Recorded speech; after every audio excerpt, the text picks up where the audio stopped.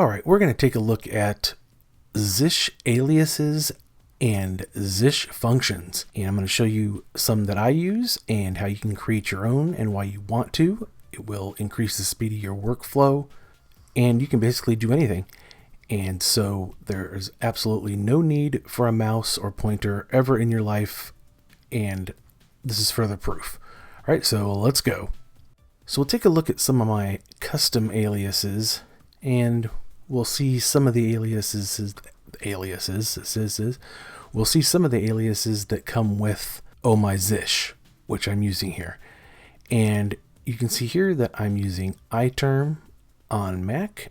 I'm using ohmyzsh, and so obviously Zsh, and also neovim. And so all of that will get worked in as we go. So taking a look at these first few aliases here, this is just saying if you come across one of these files, JavaScript file, Rust file, Zsh, text, Markdown, to automatically open it with NVIM.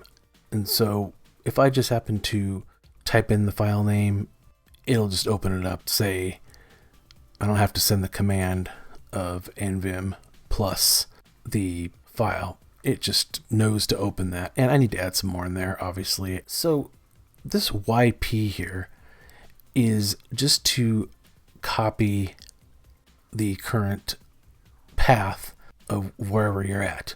Now, I use this as a way within the neovim terminal to capture the path so that I can then move to that working directory from within Vim, and it works pretty well. Also, if you just happen to want to copy your path, then you have that too, but you notice that the YP is sort of Vim-ish, although that command would not do what you want. But anyway, so YP is yank path is what I'm saying there. And that works pretty well.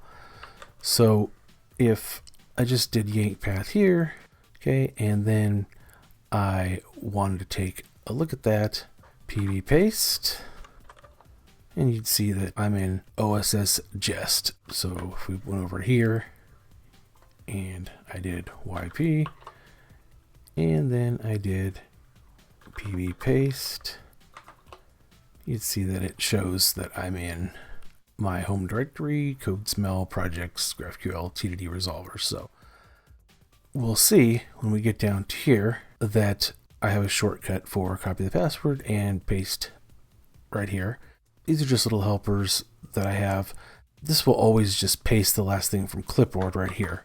So the fact that it says BWD, it's not specific to where it's just going to paste the actual path. It's just I had that there for a reason, so that's probably sort of terrible naming. All right, VT, and that's neovim plus terminal, and that's just telling me to open neovim in terminal mode, which you want to do a lot. It's very helpful because whenever you want to look at the results of a command or really do anything in the terminal, it's nice to have your whole terminal in a buffer, and then you can just navigate it as a Vim buffer.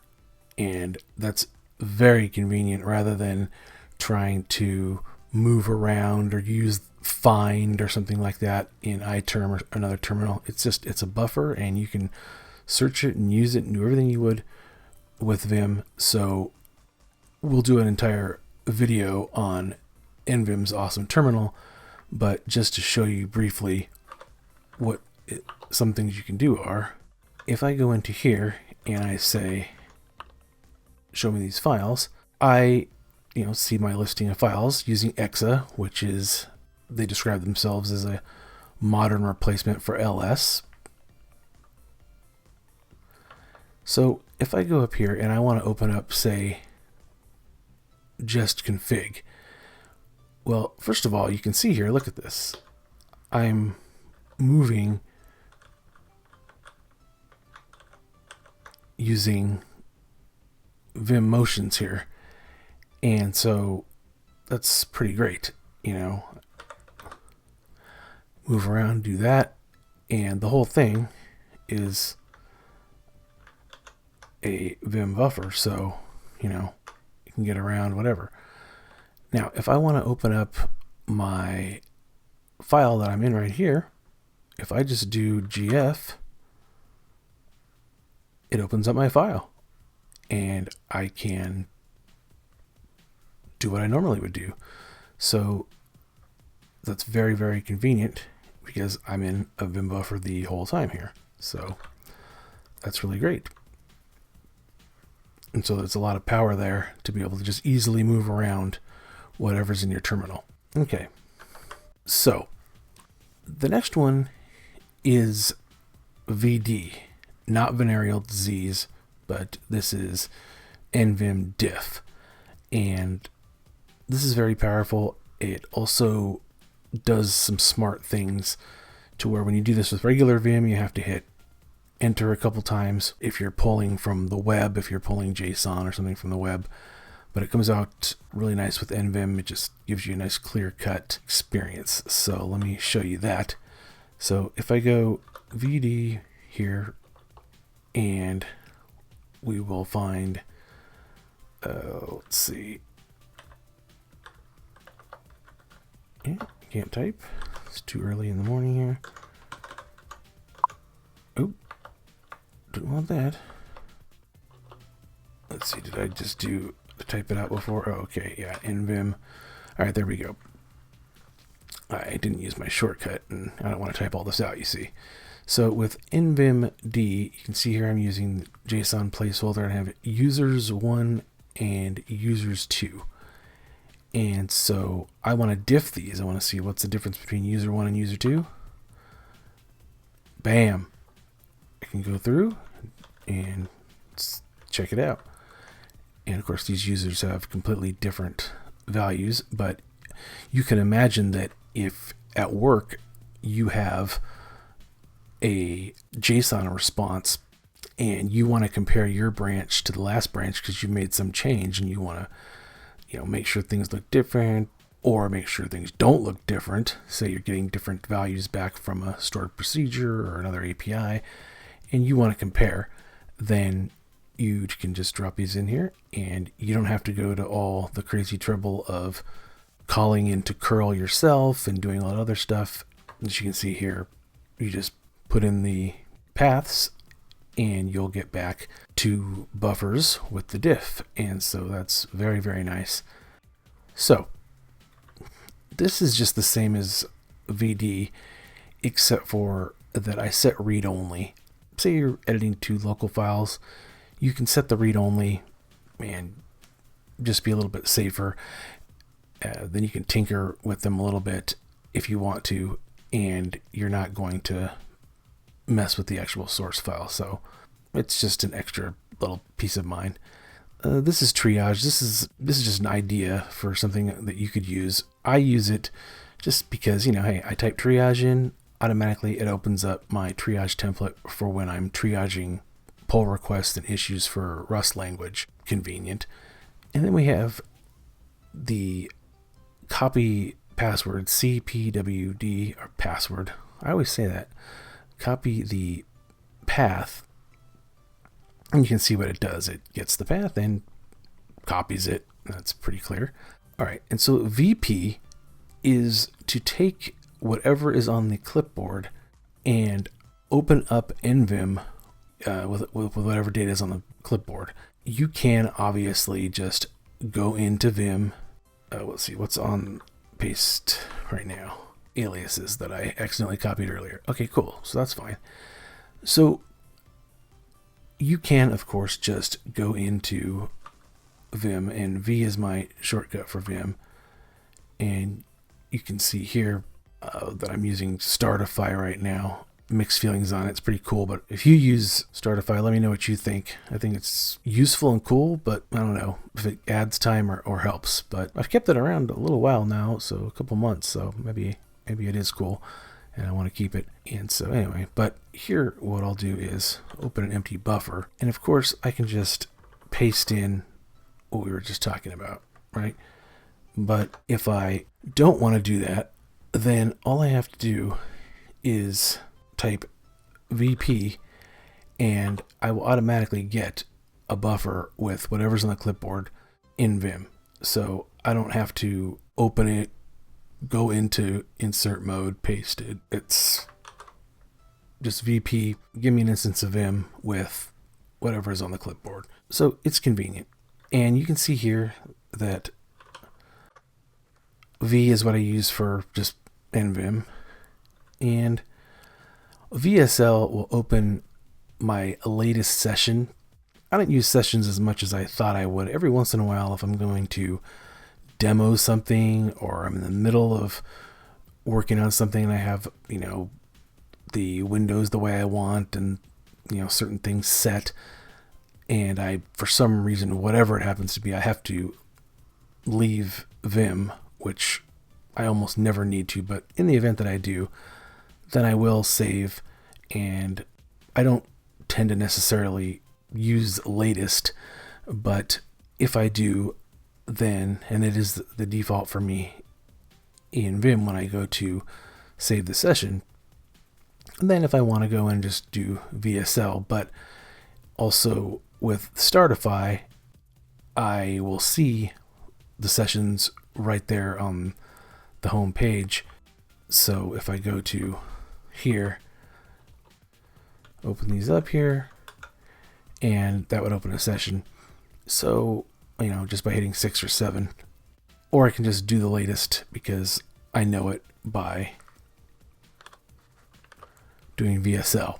I don't use it a whole lot. gcal is just, for me, it's a little shortcut to get to this gcal project that I'm not really working on, but I kind of started and look at it every once in a while, and it's just a way for me to create Google Calendar events from the terminal really quickly and look at my calendar and the events and stuff just using the Google APIs. It's convenient because I don't want to leave the terminal if at all possible. This here, GIJS, basically just a nice little shortcut to initialize the folder that I'm in as Git repository and write out a git ignore that ignores node modules. So that's pretty nice. And then the next one is fairly similar, except for that I also npm a init, so I get a package and create a git ignore. And so I can show you this, and we'll just go ahead and create a new folder. We'll take proj1, okay, and we'll do ng so that we'll get everything. So just ng, and that'll run, and you can see here that I have the package.json was created and the Git repository was initialized. So if we look in here, see there's the package.json. You can see that the git ignore is in there as well. So, all right, cool. Go back to that. All right. All right, so the next one here is called hack, and it's called hack because I used to use ACK for this, but now I use ripgrep because ripgrep is blazing fast. So I also just don't use this generally speaking because I use FZF and I use that to go through my command history. But if I wanted to look through the last 75 items in my command history with hack and find something like, well, when was the last time I used ripgrep itself? I could say, there we are. There's the last times I used a command that had ripgrep in it. But for the most part, I actually do this instead. And this is really nice. And if I wanted to, do whatever, manrg loads it up in there and good to go. And one thing, a little extra to show you here, is with manrg, you'll note that my man page opened in a Vim buffer. Okay, so that is very convenient. You can use all your regular searching and finding and copying, pasting, and all that stuff. Very, very nice. And so one way to show you this here is right here. is that I've set my man pager to be NVIM plus man exclamation point, and that causes my man pager to be Vim instead of less, and so that's pretty awesome.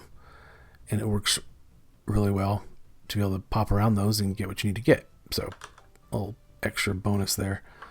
Okay, so dots is just a way for me to sync my dot files, because I have dot files in some default locations and some have been linked up. And also I push my dot files to both CodeSmell and my personal private repo, and there's some differences because I have some things that are not for public consumption that go to my private repo for my dot files, and some that can go to CodeSmell. And so this sort of handles that. Now, CP notes, again, you can do whatever you want with this. This takes my notes and copies them out to Dropbox notes. You might say, well, why don't you just take your notes out on Dropbox? And I don't really have a good answer for that, but in the event that I don't use Dropbox anymore or whatever else, it's nice, and I just copy them over and, whatever.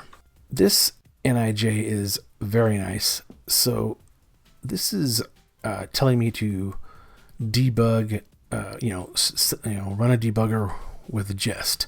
So if you want to actually debug your Jest tests, instead of typing all this out every time, you can just, NIJ, go for it.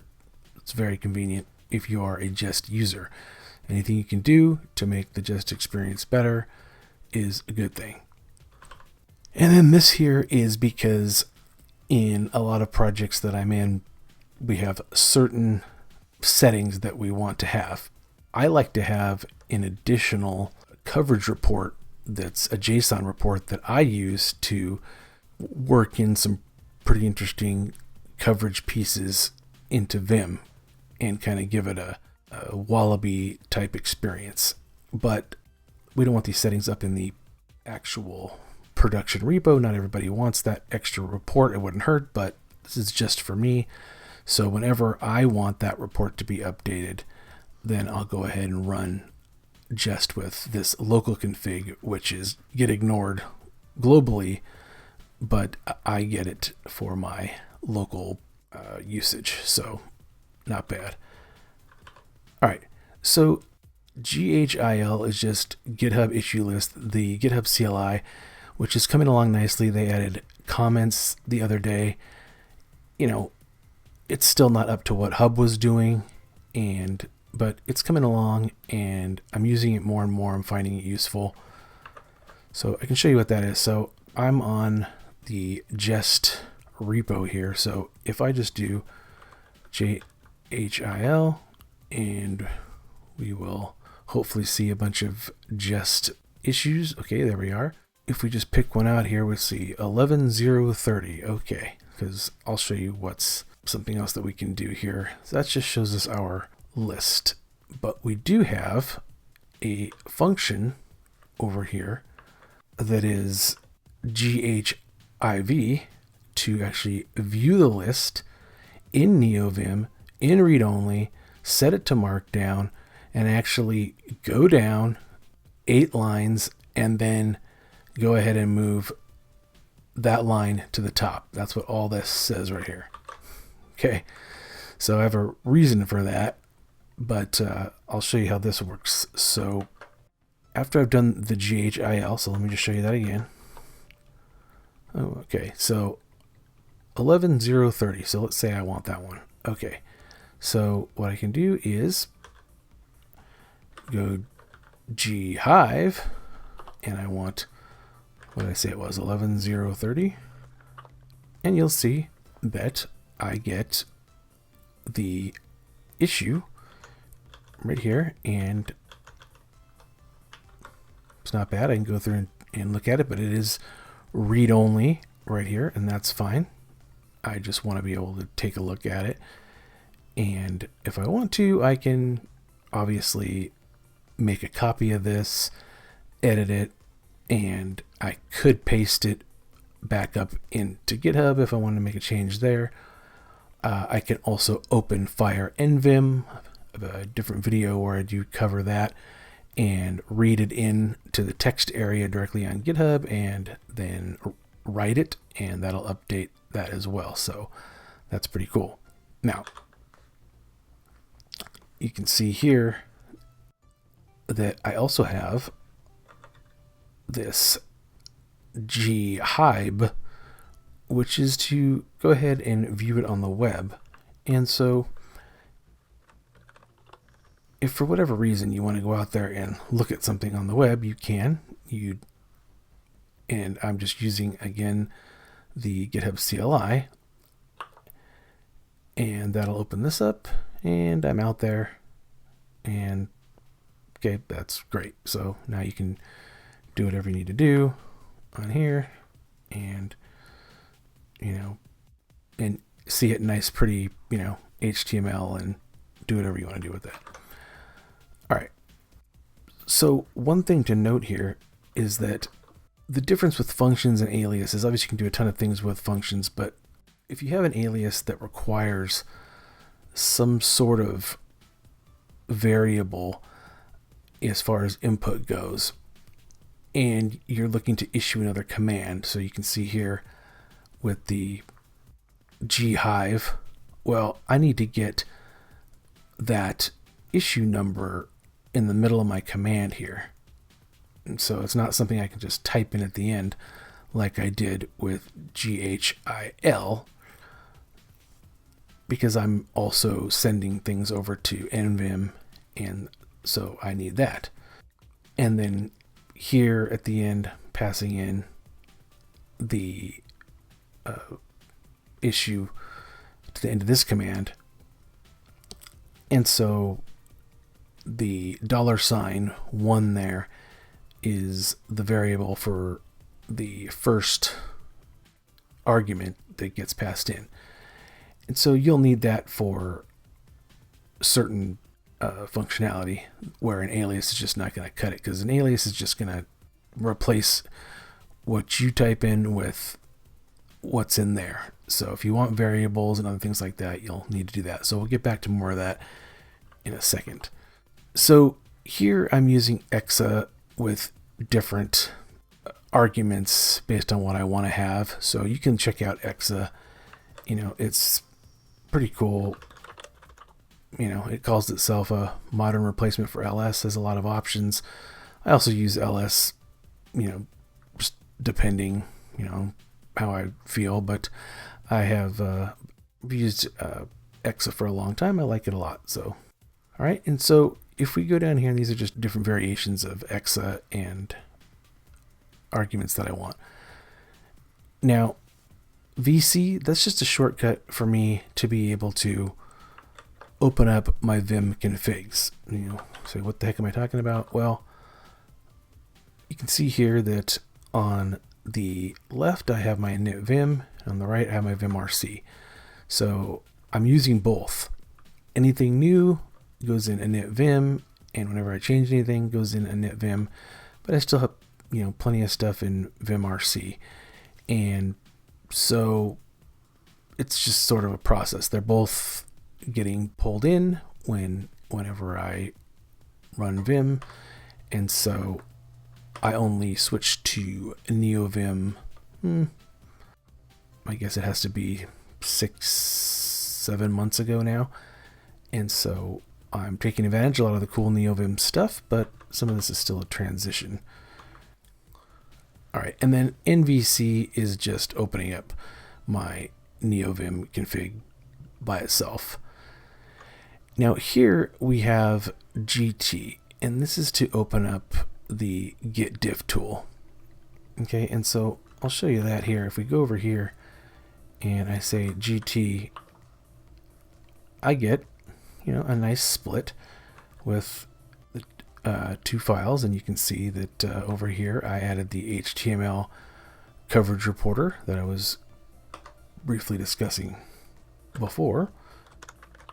Okay, but a cooler thing that I use now, and I almost never look at diffs that way except for when I'm doing a merge using Vim, then obviously, if I'm doing especially a three-way merge, then I'm looking at it that way. But just to look, at the time when I'm getting ready to commit, then I just do git diff, but git diff is set to use this awesome tool called Delta. So you can see here, it really gives you a nice look. It's really quick. It doesn't have to load anything up. And if there were multiple files, it would show you those. You can see them side by side. Looks really clean, really nice, and you don't have to wait to load Vim, and you can just check things out there. So you can definitely check out Delta. All right, and here I am using the tree command to look one level deep into a file structure. It's just to give me a quick view of things. You can set up any commands to do whatever you want, but sometimes I just want to look at TL1. Okay, great. And if, for example, you wanted to have this tree or really any kind of output, and you have seen me kind of doing this, here and there in this video and others, you can just take anything that is output from anything, right, and pipe it in. And now I have an NVIM buffer here with that directory tree. Why? I don't know, but maybe you want it. You can just, pipe anything into anything. And that's the beauty of the command line. You have all this stuff right here. There's never a reason to go poking around and, using your mouse and giving yourself horribly painful carpal tunnel later in life. It's just not something that you want. So now let's take a look here at cov. Cov is the world's simplest little command, but so convenient. You have 97,000 products out there that want to give you code coverage. Wallaby, which is a great product, and other ones, and give you these cool UI and web UI. Oh yeah, look at all this.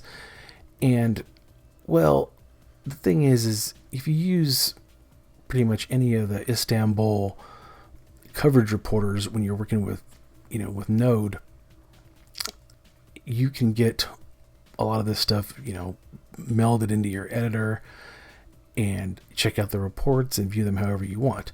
When you add the HTML reporter, you get something that looks very familiar if you're using Wallaby or some of these other kind of plugins or CodeCov.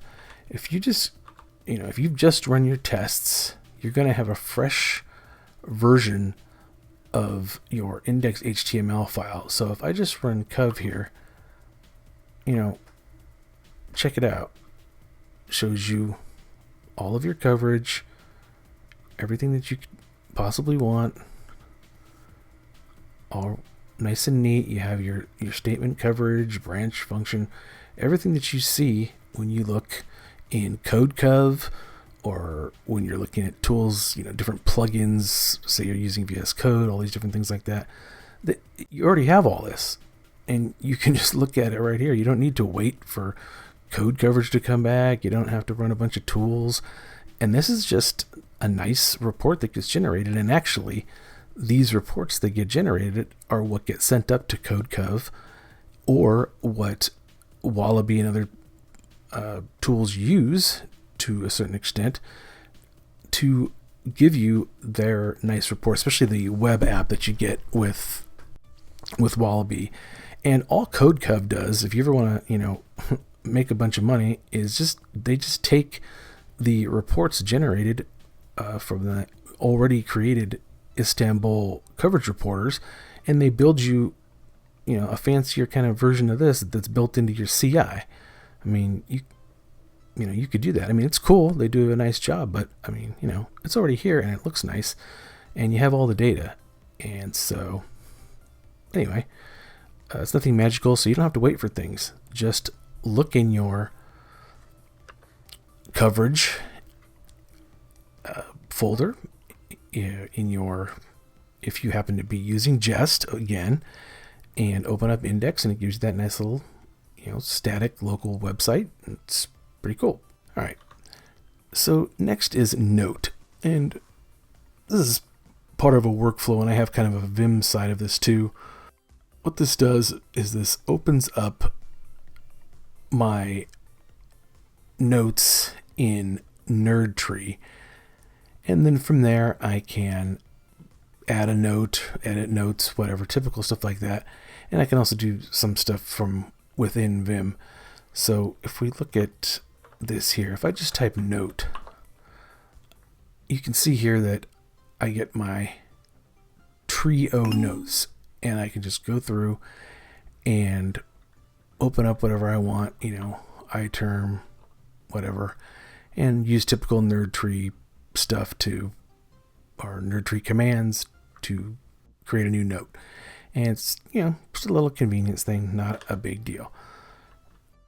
This here is the ASCII NEMA. I think that's how you pronounce it. If you haven't checked out ASCII NEMA, you really should. You've probably seen them all over the web, and it works so well. But I'll show you really quick here. Yeah, so you've seen this, right? Where you can record your command line and put it out there, and not only, it's not just a little video, you can copy and paste from it.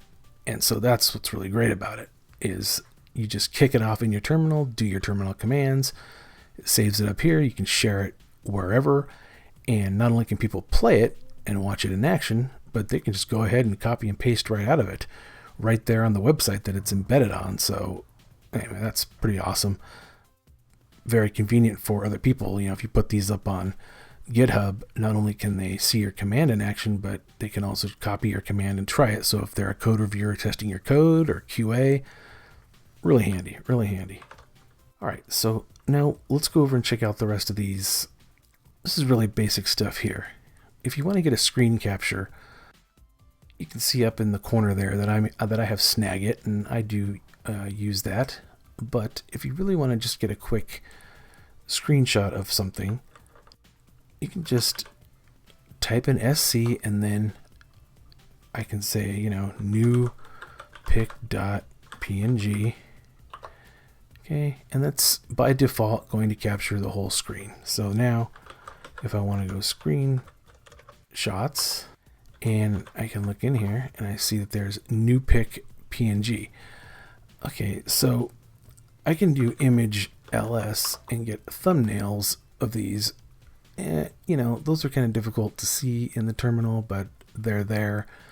And image ls is actually shipped with iterm2.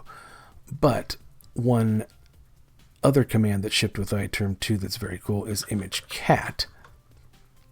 And this is a screenshot I took earlier. It's basically the same one we're looking at now, but I'll show you image cat. And you can see there right in your terminal. That's very cool. And we'll, just for the heck of it, look at the one that we just did, which was, what was that? New? Okay, yeah, new. And there you go. You can view it right there in the terminal. So, I don't know, the cooler part here is just, image cat, that just, you should know that it's there. You don't always have to go, okay, there's a picture. Let me go out to Finder or out to whatever, Explorer, and open this up. Just view it right there in your terminal. If we go down here, this is very, very convenient. If we look in here, and I have these different files here, let's make sure that I can see all the different files. Now, let's say that for whatever reason in here, now I want some sort of whatever, say dev.js file to be in here. I need some sort of local dev hooks to do something for when I'm working locally. And I want that to be used by other developers also, though. And so I want it to be in the actual repo that gets pushed. So not just locally for me. So if I just do tgav and I add, say, dev.js, okay, now it's in here. There's nothing happening there. I'll just close out, no big deal. But if I look at my Git status, you can see here that there is a new file staged already up there, ready to go, dev.js. And you can see that that is because I created the file with touch. I then added it to the Git index, and then I opened it with NVIM. We'll go down and take a look at TNG, and this is similar to some of the other ones from earlier where actually it may have, did I show that one earlier? I think maybe I didn't. Yeah, okay. So earlier there was NG. That's what I showed you, which was NG. Okay. And that is, you're already in the folder and you then create the init and you initialize git. Okay, so cool. Here you can even be a little bit lazier. You can create the folder with take, and take, as you know, is create a folder and move into it. So same as the other ones, but in this case I don't have to create the folder first. I just can say take, and then it does the same thing as ng. So pretty cool. Now there is envs, and envs is very cool because this shows you all of your environment variables. And so you can just say envs and you have this super long list, and it's very big. So one thing that you can do, of course, is envs and find any environment variable having to do with NVIM using ripgrep, and there you see all the different stuff that's in there, which is that my editor is set to NVIM, my man pager, and so you get to see all that stuff. So it's pretty nice, and instead of having to type out all this stuff and format it, whatever. So cool. All right, and then we have nodes. And along the same lines, if you want to know about any node processes that are running, you just run nodes and it goes out, and you can see that it's using pgrep and getting anything that is node. So if I'm down here and I run nodes, you'll notice that there isn't actually anything that is nodes. There's something in, if we take a look at this here, I'll show you what's happening here. This is actually just coming up in ripgrep because something in Creative Cloud has node in it. So you can see there. Okay. So that is not obviously a node process. But if we kick off a node process, so let's go over here and we'll see what do we have here. Okay, so let's just kick off node index. All right. Okay, so now node index is running. Now if we do nodes, you can see there that node index is showing up there as process 82350.